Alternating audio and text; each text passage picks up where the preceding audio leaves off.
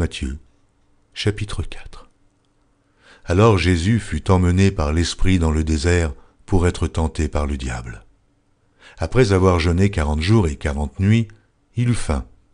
Le tentateur s'étant approché lui dit, « Si tu es le Fils de Dieu, ordonne que ces pierres deviennent des pains. » Jésus répondit, « Il est écrit, l'homme ne vivra pas de pain seulement, mais de toute parole qui sort de la bouche de Dieu. » Le diable le transporta dans la ville sainte, le plaça sur le haut du temple et lui dit, « Si tu es le Fils de Dieu, jette-toi en bas, car il est écrit, il donnera des ordres à des anges à ton sujet, et ils te porteront sur les mains, de peur que ton pied ne heurte contre une pierre. » Jésus lui dit, « Il est aussi écrit, tu ne tenteras point le Seigneur ton Dieu. » Le diable le transporta encore sur une montagne très élevée, lui montra tous les royaumes du monde et leur gloire, et lui dit, « Je te donnerai toutes ces choses, si tu te prosternes et si tu m'adores. » Jésus lui dit, « Retire-toi, Satan, car il est écrit, tu adoreras le Seigneur ton Dieu, et tu le serviras, lui seul. » Alors le diable le laissa, et voici, des anges vinrent auprès de Jésus et le servaient. Jésus, ayant appris que Jean avait été livré, se retira dans la Galilée. Il quitta Nazareth et vint demeurer à Capernaum, situé près de la mer, dans le territoire de Zabulon et de Nephtali, afin que s'accomplisse ce qui avait été annoncé par Ésaïe le prophète. Le peuple de Zabulon et de Nephtali, de la contrée voisine de la mer, du pays au-delà du Jourdain et de la Galilée des gentils, ce peuple, assis dans les ténèbres, a vu une grande lumière, et sur ceux qui étaient assis dans la région et l'ombre de la mort, la lumière s'est levée. Dès ce moment, Jésus commença à prêcher et à dire « Repentez-vous, car le royaume des cieux est proche. » Comme il marchait le long de la mer de Galilée, il vit deux frères, Simon, appelé Pierre, et André, son frère, qui jetait un filet dans la mer car ils étaient pêcheurs. Il leur dit, « Suivez-moi, et je vous ferai pêcheurs d'hommes. » Aussitôt, ils laissèrent les filets et le suivirent. De là, étant allé plus loin, il vit deux frères, Jacques, fils de Zébédée, et Jean, son frère, qui étaient dans une barque avec Zébédée, leur père, et qui réparaient leurs filets. Il les appela, et aussitôt ils laissèrent la barque et leur père, et le suivirent. Jésus parcourait toute la Galilée, enseignant dans les synagogues, prêchant la bonne nouvelle du royaume et guérissant toute maladie et toute infirmité parmi le peuple.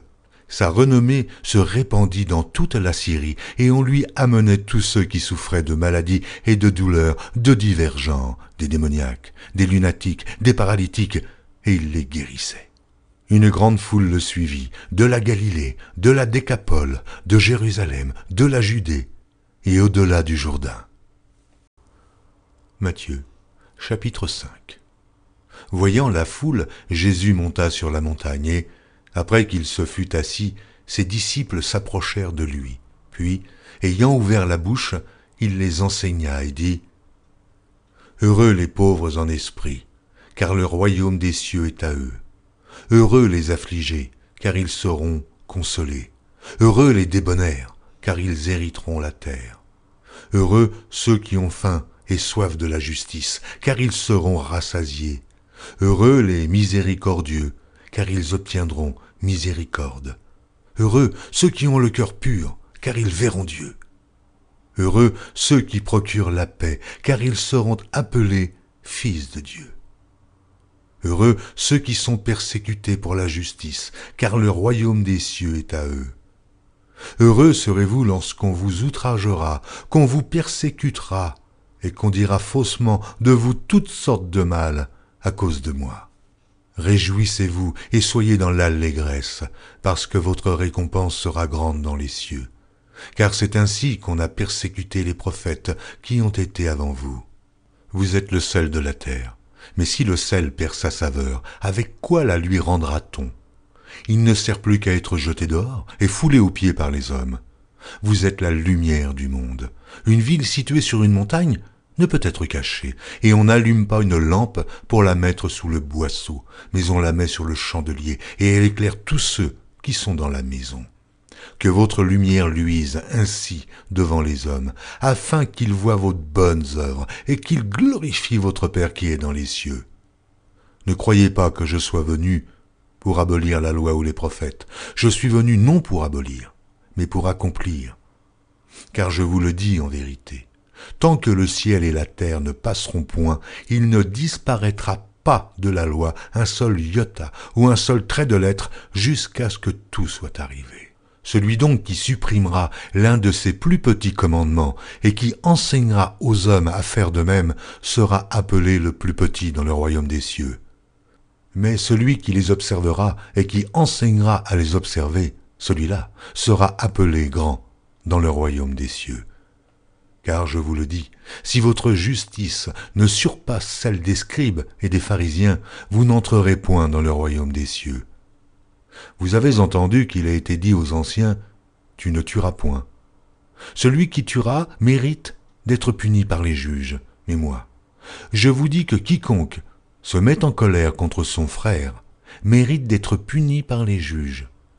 Que celui qui dira à son frère « Raka » mérite d'être puni par le Sanhédrin, et que celui qui lui dira insensé mérite d'être puni par le feu de la Guéhenne.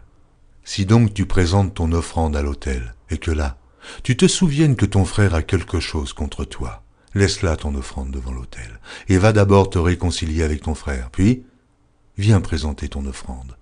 Accorde-toi promptement avec ton adversaire pendant que tu es en chemin avec lui, de peur qu'il ne te livre au juge, que le juge ne te livre à l'officier de justice et que tu ne sois mis en prison. Je te le dis en vérité, tu ne sortiras pas de là que tu n'aies payé le dernier cadran. Vous avez appris qu'il a été dit, tu ne commettras point d'adultère. Mais moi, je vous dis que quiconque regarde une femme pour la convoiter a déjà commis un adultère avec elle dans son cœur. Si ton œil droit est pour toi une occasion de chute, arrache-le et jette-le loin de toi. Car il est avantageux pour toi qu'un seul de tes membres périsse, et que ton corps entier ne soit pas jeté dans la Guéhenne. Et si ta main droite est pour toi une occasion de chute, coupe-la et jette-la loin de toi, car il est avantageux pour toi qu'un seul de tes membres périsse, et que ton corps entier n'aille pas dans la Guéhenne. Il a été dit que celui qui répudie sa femme lui donne une lettre de divorce. Mais moi je vous dis que celui qui répudie sa femme, sauf pour cause d'infidélité, l'expose à devenir adultère, et que celui qui épouse une femme répudiée commet un adultère. Vous avez encore appris qu'il a été dit aux anciens, « Tu ne te parjureras point, mais tu t'acquitteras envers le Seigneur de ce que tu as déclaré par serment. » Mais moi, je vous dis de ne jurer aucunement, ni par le ciel, parce que c'est le trône de Dieu, ni par la terre, parce que c'est son marchepied, ni par Jérusalem, parce que c'est la ville du grand roi. Ne jure pas non plus par ta tête, car tu ne peux rendre blanc ou noir un seul cheveu. Que votre parole soit oui, oui, non, non. Ce qu'on y ajoute vient du malin. Vous avez appris qu'il a été dit « œil pour œil et dent pour dent ». Mais moi je vous dis de ne pas résister aux méchants. Si quelqu'un te frappe sur la joue droite, présente-lui aussi l'autre. Si quelqu'un veut plaider contre toi et prendre ta tunique, laisse-lui encore ton manteau. Si quelqu'un te force à faire 1000, fais-en 2 avec lui. Donne à celui qui te demande, et ne te détourne pas de celui qui veut emprunter de toi. Vous avez appris qu'il a été dit, tu aimeras ton prochain, et tu haïras ton ennemi. Mais moi, je vous dis, aimez vos ennemis, bénissez ceux qui vous maudissent, faites du bien à ceux qui vous haïssent, et priez pour ceux qui vous maltraitent et qui vous persécutent, afin que vous soyez fils de votre Père qui est dans les cieux, car il fait lever son soleil sur les méchants et sur les bons, et il fait pleuvoir sur les justes et sur les injustes. Si vous aimez ceux qui vous aiment, quelle récompense méritez-vous? Les publicains aussi, n'agissent-ils pas de même? Et si vous saluez seulement vos frères, que faites-vous d'extraordinaire? Les païens aussi, n'agissent-ils pas de même? Soyez donc parfaits, comme votre Père céleste est parfait.